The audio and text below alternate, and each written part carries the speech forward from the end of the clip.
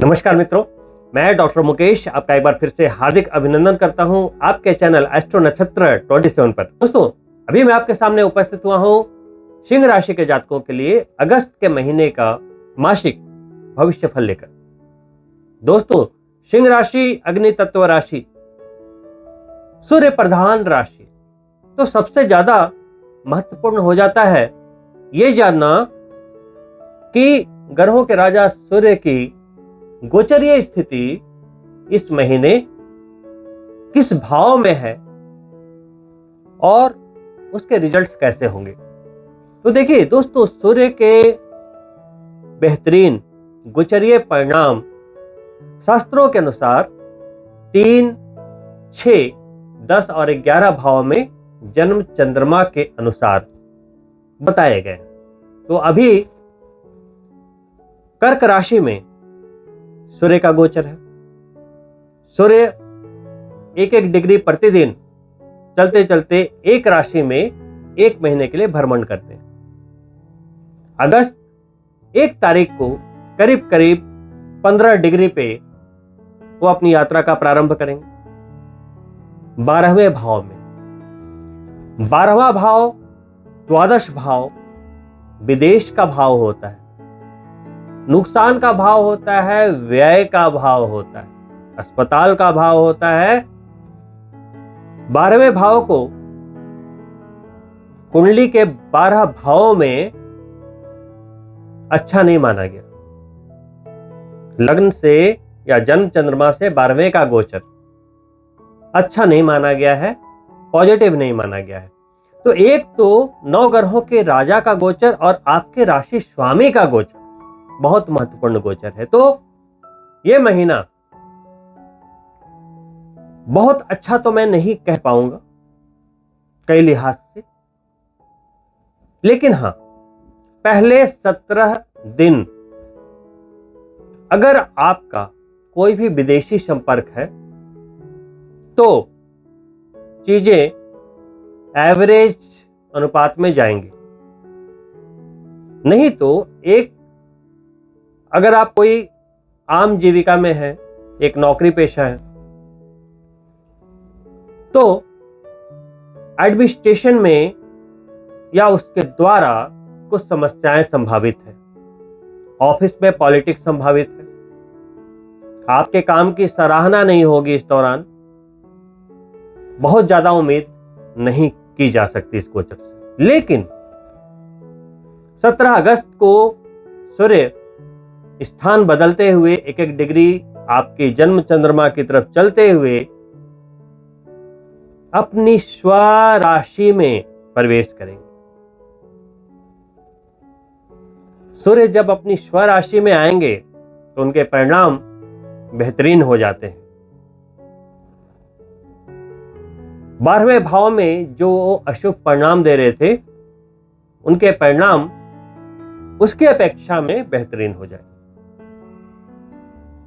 गोचरीय विज्ञान के अनुसार तो मैं बहुत बेहतरीन नहीं कह पाऊंगा, लेकिन पहले 17 दिनों की अपेक्षा बेहतरीन हो जाएंगे।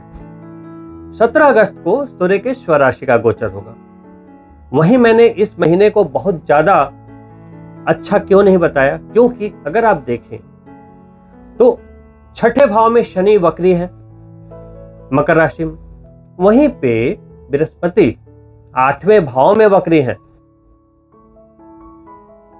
एक शनि 6ठे भाव में, वो भी खराब स्थान माना जाता है। 6ठा भाव रोग शत्रु ऋण, और एक 8वां भाव अचानक का भाव, उसे भी अच्छा नहीं माना जाता। तो शनि भी 6ठे भाव में, बृहस्पति भी 8वें भाव में और सूर्य भी 12वें भाव में। तो पहले 15 से 17 दिन बड़ी सावधानी से किसी भी कार्य को आप अंजाम दीजिए तो आपके लिए बेहतर होगा।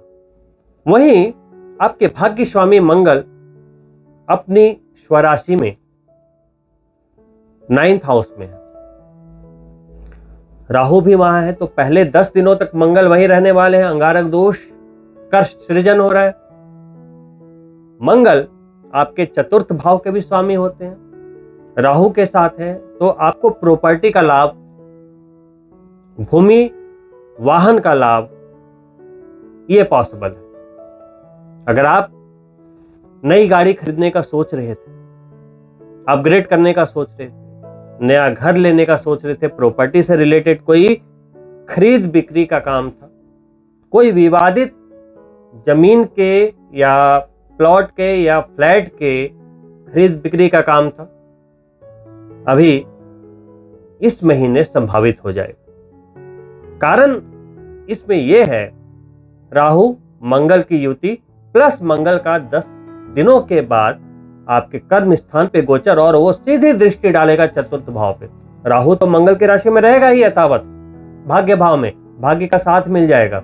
पहले मंगल 10 दिन राहु के साथ, फिर वो दशम में जाकर सीधी दृष्टि डाल देंगे। और दशम में जब मंगल जाएंगे, चतुर्थ दृष्टि सूर्य पे जाएगी। 10 तारीख से लेकर 17 तारीख तक तो सूर्य वहीं रहेंगे। मंगल की चौथी दृष्टि सूर्य पे जाएगी, आपके लग्न पे जाएगी, और सीधी दृष्टि सातवीं जो होती है, पूर्ण दृष्टि आपकी जाएगी चतुर्थ भाव पे, जो उनका दिग्बली भाव है। यहां आपको भूमि वाहन प्रॉपर्टी का लाभ संभावित है। आप सिंह राशि के जातकों के लिए पूरे महीने में जो 4th हाउस है, चतुर्थ भाव जो होता है, भूमि वाहन भौतिक सुख संपदाओं का भाव, आत्मिक सुख का भाव, ये बिल्कुल केंद्र बिंदु है। मंगल की भी दृष्टि जाएगी वहां, बृहस्पति भी दृष्टि कर रहे हैं 9th एस्पेक्ट से, और जन्म चंद्रमा से देखें तो मंगल की ही राशि होती है। तो कोई भी ग्रह जब अपनी राशि को देखता है, उससे और मजबूती मिलती है, और मंगल तो पहले से मजबूत है। और साथ में क्या हो रहा है, मेष राशि में राहु पहले से, मंगल की मजबूती तो पहले से ही है। यहां पर जमीन जायदाद से, कोर्ट कचहरी के केस मुकदमे, लिटिगेशन वगैरह के मामले से रिलेटेड जितने भी मामले हैं, सबके लिए परफेक्ट टाइम है। इस मामले में आप इस महीने के विजेता हैं, विनर हैं। तो मैंने आपके लिए स्टार्टिंग में कार्य क्षेत्र के बारे में बात कर ली, चतुर्थ भाव के बारे में बात कर ली, बृहस्पति और शनि की दृष्टि के बारे में बात कर ली। धन की आवक जिस तरीके से जुलाई में रही है, लगभग वैसे ही रहने वाली है, कोई बड़ा परिवर्तन नहीं दिख रहा है। हाँ, एक बात आपके लिए अच्छी है, हाँ, राहु जब तक 9th हाउस में रहेगा, राहु जो है उसको भाग्य का ग्रह बोला गया है। बोलते हैं ना कि लॉटरी, सट्टा, जुआ, भाग्य से, किस्मत से गड़ा हुआ धन मिलना, ये वो, अचानक कोई बिल्कुल बॉटम लेवल का व्यक्ति मिनिस्टर बन गया, ये सब कौन करता है? राहु करता है। अचानक से स्टार बना देता है। अभी वो लक के हाउस में है। तो अगर आप शेयर्स वगैरह में काम करते हैं, कोई भी लक का काम करते हैं, या इस दौरान अगर आप लक आजमाते हैं, तो अभी अगस्त ही नहीं, अगले अभी कम से कम 15-16 महीने फेवरेबल रहेंगे आप। तो इस समय अगर आप परिश्रमी हैं, कर्म तो हर कोई करता है, एक्शन तो हर कोई करता है, लेकिन अगर आप सही दिशा में प्रयास कर रहे हैं तो आपके लिए राहु सपोर्ट कर देगा। लेकिन इसके लिए यह देखना बहुत जरूरी होगा कि जन्म पत्रिका में राहु की स्थिति अच्छी, तो सपोर्ट कर देगा। क्योंकि 9 ग्रहों में कोई भी ग्रह आपके लिए तभी सपोर्ट कर पाता है जब जन्म पत्रिका में, लगन पत्रिका में उसकी स्थिति बली होती है। जो जन्म पत्रिका में अस्त होता है, नीच होता है, दुर्योगों में फंसा हुआ होता है, उन्हीं ग्रहों के कारण जीवन में परेशानी आती है।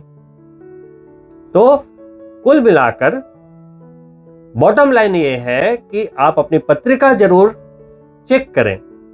ग्रहों की स्थितियों की जानकारी होनी बहुत जरूरी है, तभी ये गोचर ट्रांजिट के फल और उससे जुड़ी सावधानियां आपके लिए काम करेगी। ये तो हो गई गोचर की बातें। मैंने बता दिया कि ये ग्रह आपको ये फल देंगे। सुनने में बड़ा अच्छा लगा होगा कि भैया वाह, अगस्त तो मजा आ जाएगा अगस्त में। लेकिन घर बैठे बिठाए सफलता तो मिलती नहीं, आप भी जानते हैं। ग्रह का परिवर्तन सिर्फ हमारी मानसिकता पे, हमारे विचारों पे, हमारे बॉडी लैंग्वेज में अपने प्रभाव को डालता है। करना तो हमें ही है, सिर्फ हम महत्वाकांक्षाएं लेकर घर में बैठे तो वो मुंगेरी लाल के हसीन सपने बन जाएंगे, और जो कर्मठ लोग होते हैं उसे एग्जीक्यूट कर देंगे तो वो जीवन में सफल हो जाते हैं। कहते हैं ना, जो आसानी से मिल जाए वो चीज क्या, मजा तो तब है जो उसे हासिल करो जो मुकद्दर में ना लिखा।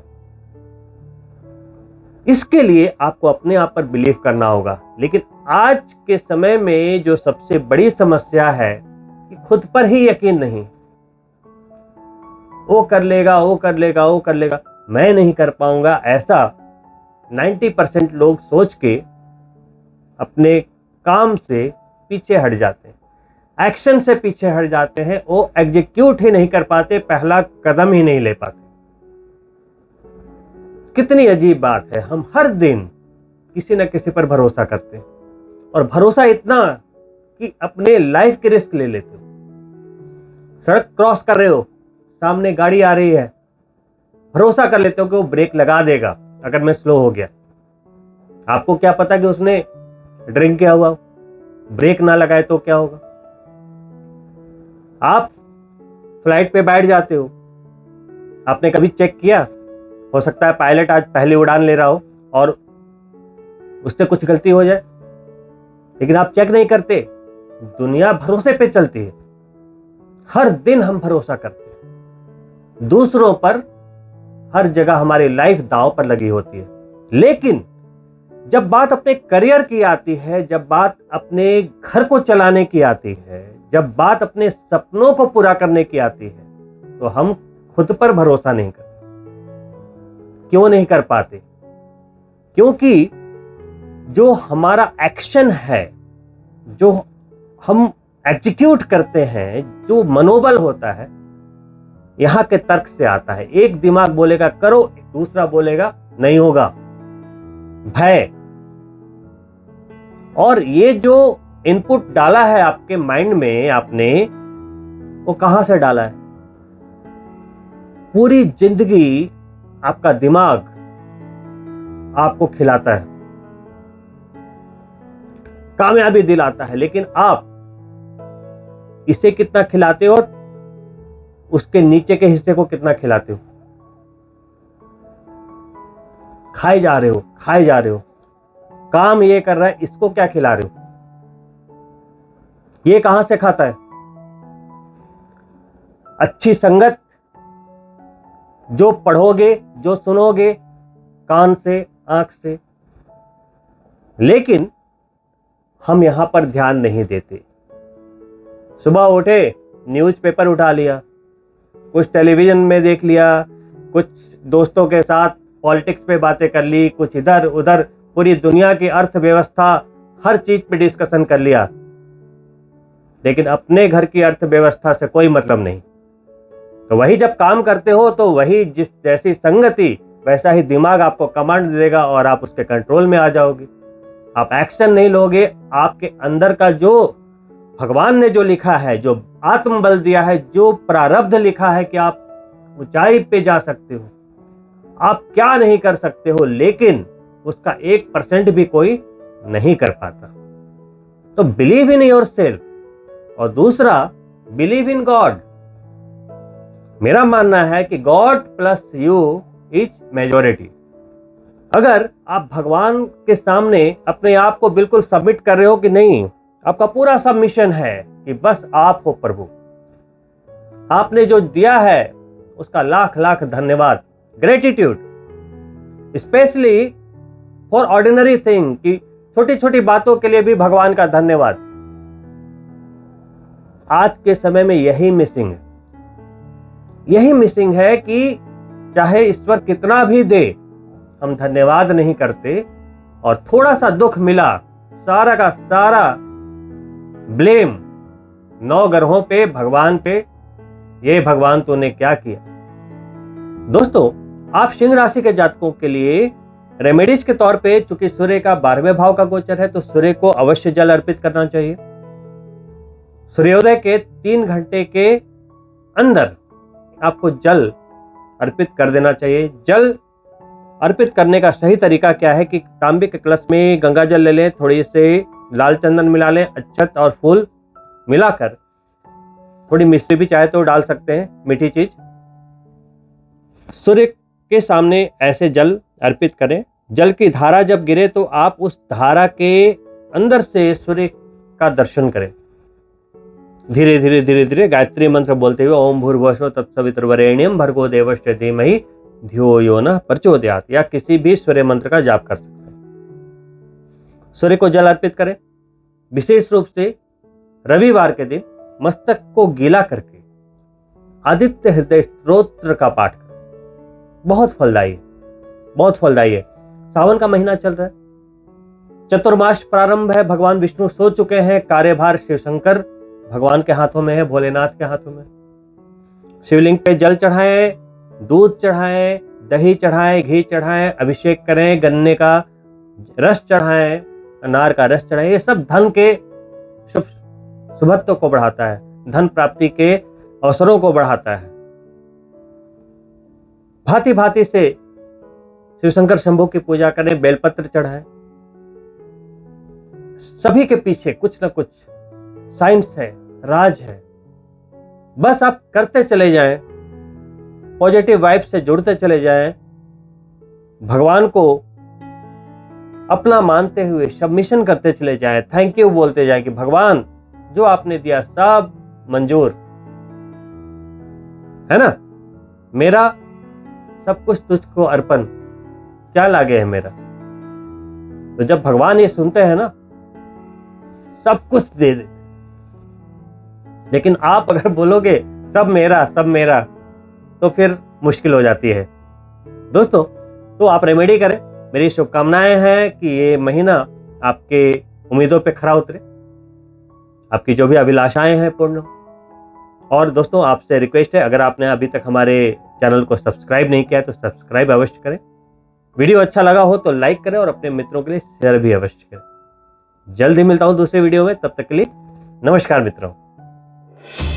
If you enjoyed this YouTube video,